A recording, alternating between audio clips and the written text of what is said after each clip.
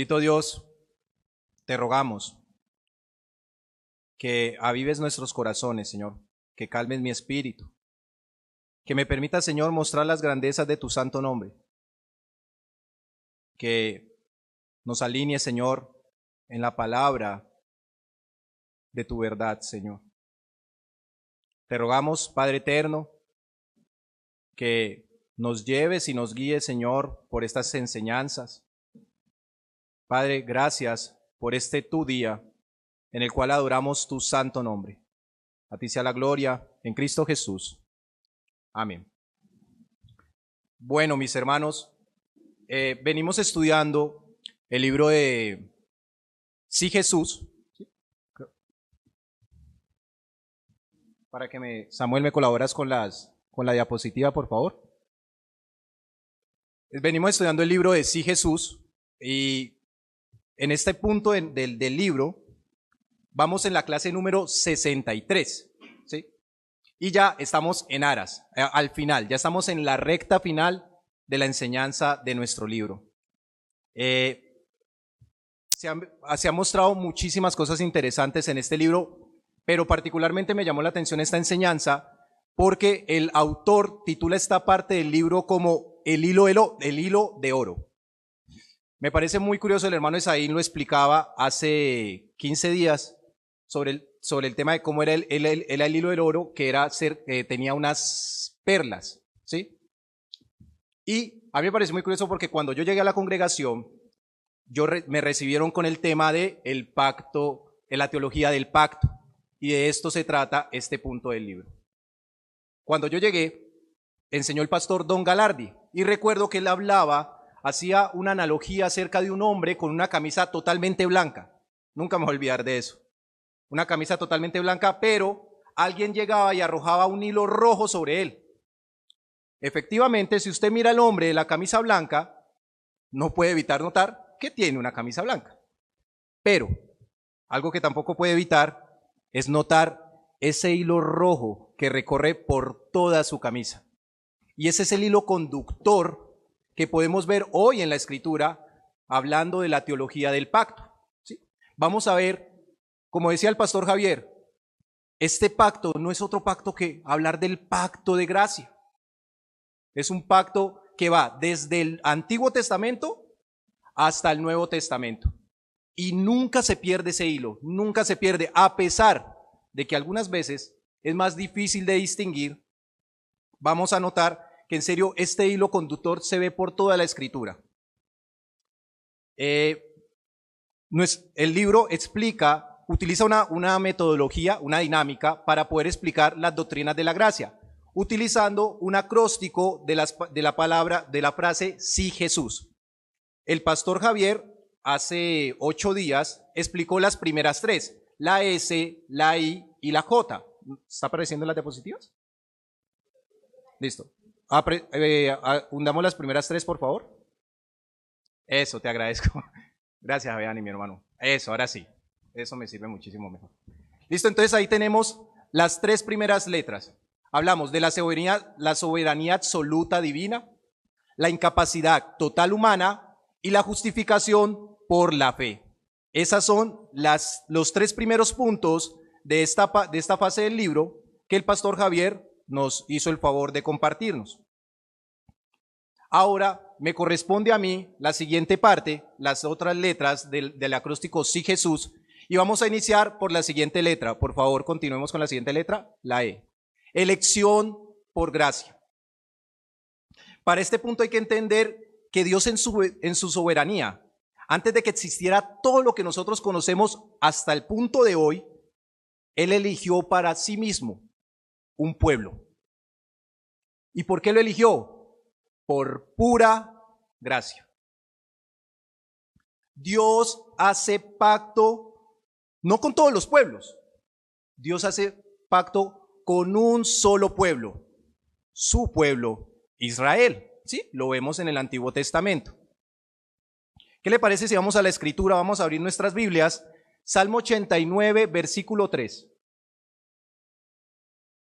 Salmos 89, versículo 3 dice lo siguiente: hice pacto con mi escogido. Juré a David mi siervo, diciendo: para siempre confirmaré tu descendencia y edificaré tu trono por todas las generaciones. Hice pacto con mi escogido, uno. El pastor Javier explicaba hace 8 días de que no hablaba de muchas simientes, sino que hablaba de una sola. ¿Sí? Dios hizo un pacto con su pueblo, al cual prometió y se comprometió con él, que jamás lo iba a dejar. Es David como representante de la simiente de Dios y como sombra de Cristo, muestra cómo la promesa del pacto, Dios la reafirma todo el tiempo en cada uno de los escogidos del pueblo de Dios. La promesa que se le hace a David es la misma promesa que tenemos nosotros el día de hoy. Dios hizo un pacto de manera particular. Esto no fue universal, no fue para todos, no fue para todos los pueblos, solo para uno. Él le hace una promesa a una descendencia exclusiva. Él decide entre todos los pueblos del mundo escoger solo a uno. No por causa del pueblo. La elección no fue por causa del pueblo. La elección de Dios se basa en Él mismo. Él hace una escogencia de este pueblo por causa de su propio nombre. ¿Quién es el que elige? Listo. No elegimos nosotros a Dios. No buscamos nosotros a Dios. ¿Quién nos busca primero? Dios. Dios nos busca primero. Ahora, la pregunta es esta.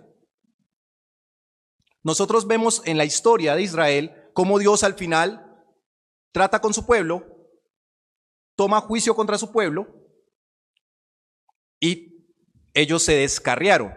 La pregunta es esta: los que estamos aquí, ¿somos mejores nosotros que el pueblo de Israel?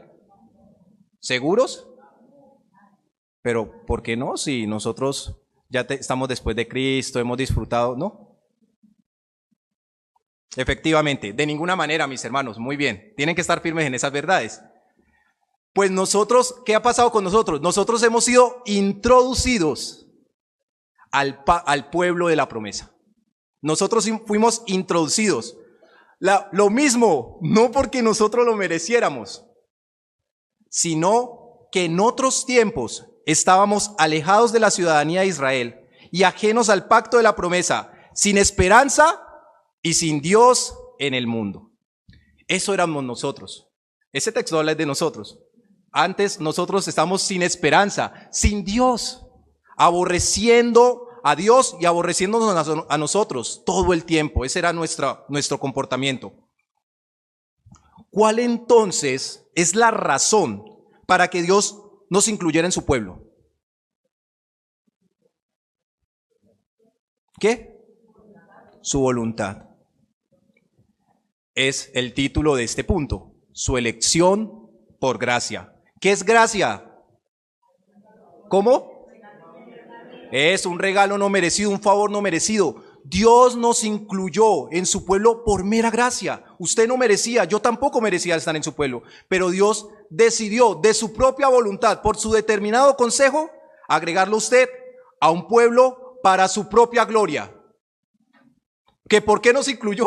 No sabemos, solo sabemos que fue por su gracia, ¿sí? Pero en nosotros no había absolutamente nada que Dios, por la cual Dios determinó incluirnos. De esta manera llegamos al siguiente punto. El siguiente punto habla sobre el sacrificio eficaz. Gracias. Cristo es el representante del nuevo pacto. Con su muerte en la cruz, compró el derecho ¿de qué? De actuar como fiador y sumo sacerdote de un nuevo y aún mejor pacto. Vamos a nuestra Biblia. Hebreos capítulo 7, versículo 22. Hebreos capítulo 7, versículo 22.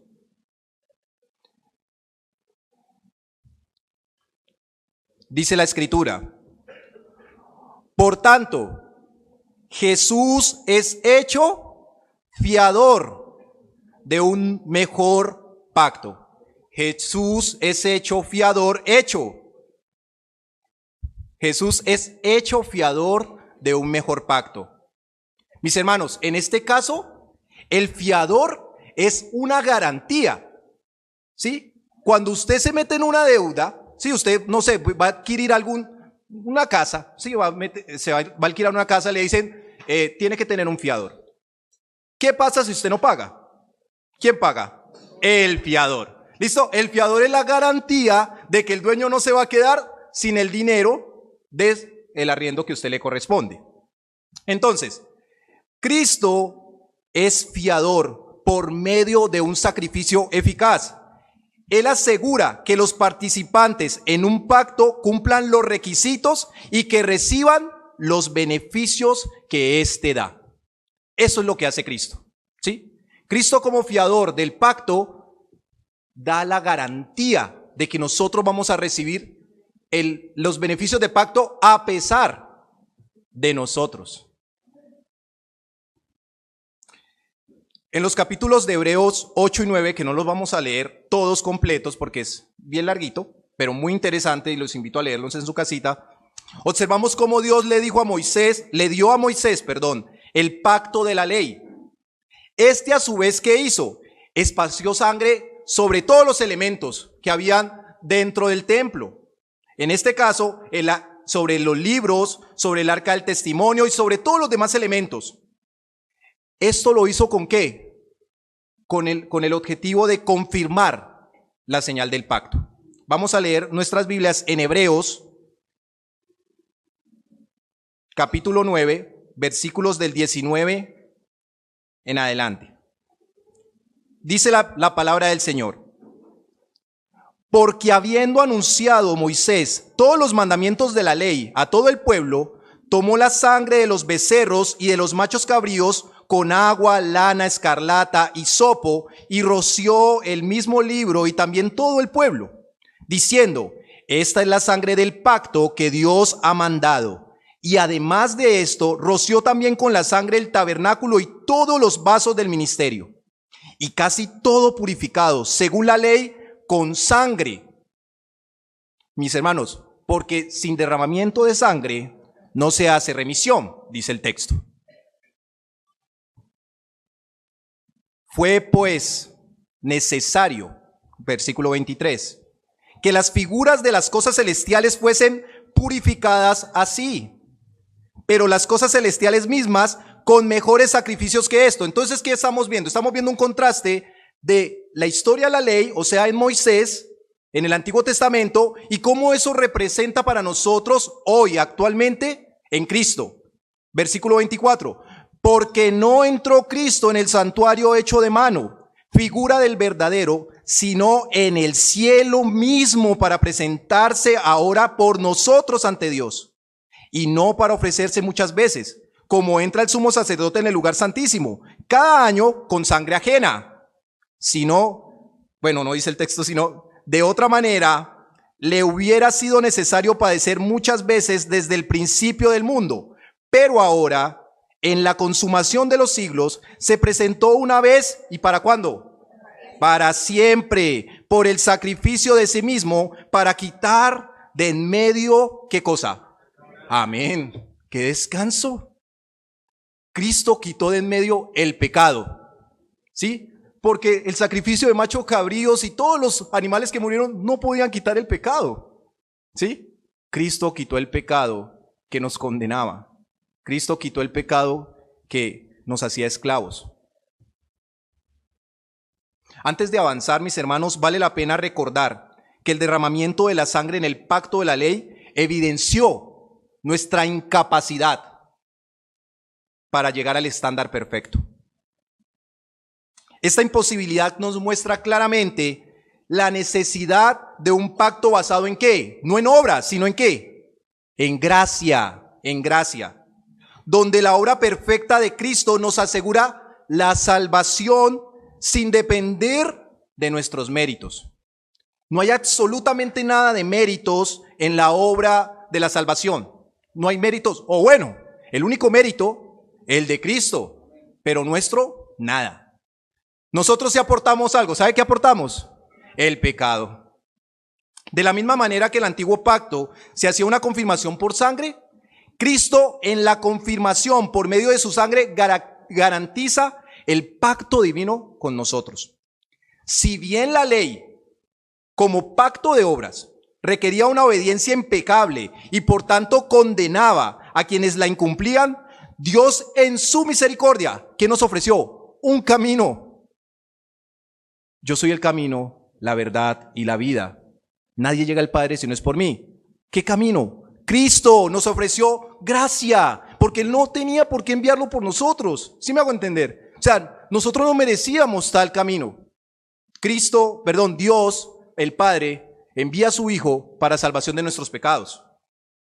Es importante notar que la diferencia entre el pacto de obras y que lo que imponía, ¿qué imponía el pacto de obras? ¿Qué demandaba de nosotros el pacto de obras? Perfección, no solo obediencia, porque en la obediencia fallamos. Perfección demandaba de nosotros. El pacto de gracia se funda en la obra del Redentor, o sea, de Cristo, ofreciendo salvación solamente y únicamente por la fe. Mis hermanos, esto debería llenarnos de mucho consuelo, porque nuestra salvación no descansa en nuestra capacidad para sostenernos, sino en la fidelidad de Cristo y la perfección que nos adjudica a nosotros por medio de su gracia. No es nuestra capacidad de cumplir la ley. Estamos incapacitados para cumplir la ley. Tengo una pregunta. ¿De qué manera nos impacta esto a nosotros? ¿Cómo esto hace hoy eco en este tiempo? En el siguiente punto vamos a observar que la única forma en la que se puede conservar la unidad espiritual, la unidad espiritual y universal de los creyentes es por medio de la pieza fundamental. ¿Cuál es la pieza fundamental? Es importante tener eso claro. A veces se nos olvida que la pieza fundamental es Cristo. Cristo sostiene todo el rompecabezas. Cristo es la pieza más importante. Sin esa pieza el rompecabezas se desbarata, no tiene sentido. Mis hermanos, hasta el tiempo de hoy, todos hemos sido salvados de la misma manera. El pastor comentaba en la enseñanza anterior que alguien se le acercó y le preguntaba que cómo se salvaban las personas del Antiguo Testamento. Las personas del Antiguo Testamento se salvaban de la misma manera que nos salvamos hoy nosotros. Ellos mirando hacia el Cristo que venía y nosotros viendo hacia el Cristo que ya vino. Pero si de pronto quedan dudas de esos, Gálatas 3, versículo 8 dice lo siguiente. Miren cómo Pablo se refiere a la promesa, que me parece hermoso, cómo Pablo se refiere a la promesa que se le hizo a Abraham en Gálatas 3:8. Dice lo siguiente: y la Escritura, previendo que Dios había de justificar por la fe a los gentiles, dio de antemano la buena nueva. ¿Qué conocemos hoy nosotros como la buena nueva? El evangelio. La buena nueva a Abraham, diciendo ¿qué cosa? En ti serán benditas las naciones. La unidad del pueblo de Dios en el pacto también se ilustra por medio de la cena del Señor. En la cena del Señor nosotros vemos la unidad del pacto de Dios. ¿Qué dice Mateo 26, del 27 en adelante? Lo voy a leer, si alcanzan a tomar la lectura conmigo. Mateo 26 del 27 en adelante dice: y tomando la copa y habiendo dado gracias, les dio diciendo, escuchen, bebed de ella, ¿quiénes? Todos, porque esto es mi sangre del nuevo pacto, que por muchos es derramada para remisión de los pecados. Mis hermanos, vemos que el texto indica que en el pacto, que es un pacto no solo con Dios, sino también un pacto entre nosotros. ¿Sí? Para que así como tú y yo somos uno, ellos sean uno con nosotros. Primera de Corintios 10:16 hace una comparación del pan de la comunión con nosotros. 10:16. Primera de Corintios 10:16. Mis hermanos, Pablo hace una comparación del pan de la comunión con nosotros. O sea, aquí en la iglesia. El pan no solo representa a Cristo, el pan también representa el vínculo espiritual que tenemos nosotros por medio del pacto de gracia en Él. Para mí eso es tremendo. Para mí eso es tremendo. Esto nos dirige a nuestro último punto, la S. La seguridad de los escogidos. Perdón, de los elegidos. Gracias. Están muy atentos. Mis hermanos, este pacto de gracia es inmutable. No se puede cambiar, no se modifica, no se mueve, es inmutable. Como Dios es inmutable. Dios hizo el pacto y Dios lo hace inmutable. Y eso debería generar en nuestras conciencias una seguridad ciertísima y firme de que Jesucristo, como mediador del nuevo pacto, es nuestra justicia. Descansemos. Jesucristo es nuestra justicia. Su sacrificio y resurrección confirman la eficacia del pacto eterno. Nuestro buen Dios se ha comprometido con nosotros, ¿qué? Interponiendo juramento. ¿Por nosotros? No. ¿Por quién? ¿Por quién juró Dios? Por Él mismo, por Él mismo. ¿Y qué juró? Él juró que nos guardaría y aún nos disciplinaría. Porque Dios se compromete con su Padre y el Padre el Padre que ama a su Hijo lo disciplina. Dios no va a dejar que su iglesia se descarríe. Mis hermanos, Dios promete castigar a los hijos del pacto que andan descarriados, pero no hasta destruirlos.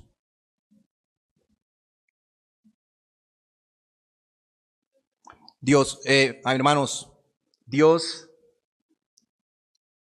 ha destruido naciones completas.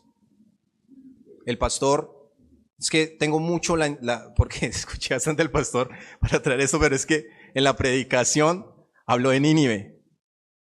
¿Sí? Y como Nínive pasó con muchos. Mis hermanos, Dios ha destruido muchísimas naciones. Y resguardó a Israel. ¿Sí? Ahora, Dios en este momento, precisamente aquí, en este momento, hay muchísima gente en el infierno por pecados iguales a los que nosotros hemos cometido.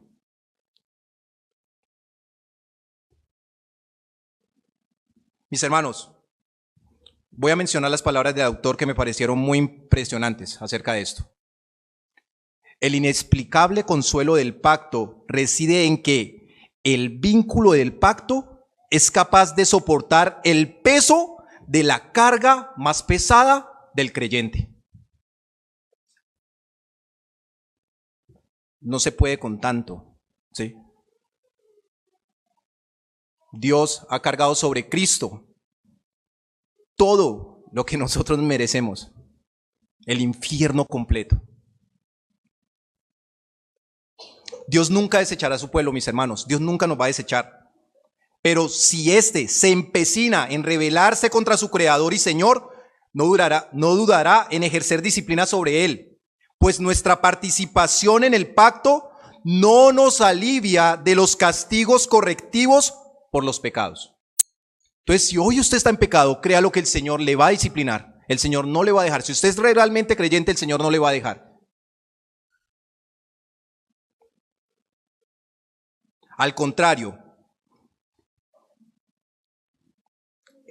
es precisamente la causa del pacto de Dios por la cual Dios castiga a sus hijos. Dios nos castiga a nosotros precisamente ¿por qué? Por su pacto. Amós 3:2 es un muy buen pasaje y dice lo siguiente: a vosotros, ¿a quiénes? A los que estamos aquí, ¿sí? a vosotros solamente he conocido de todas las familias de la tierra. Si vieron, un solo pueblo. Por tanto, os castigaré por todas vuestras maldades. Está hablando con su pueblo. Mis hermanos, si no fuera por el pacto que Dios hizo con Israel, Dios no les hubiera castigado. ¿Qué hubiera hecho con ellos? Hubiera hecho lo que dicen Romanos, los hubiera dejado vivir como quisieran, entregado a sus maldades.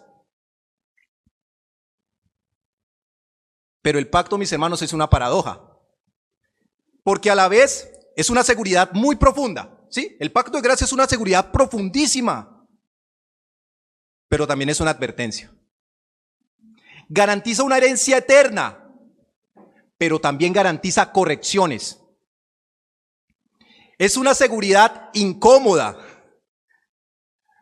porque Dios no se detiene por nada para que se cumpla nuestra obediencia.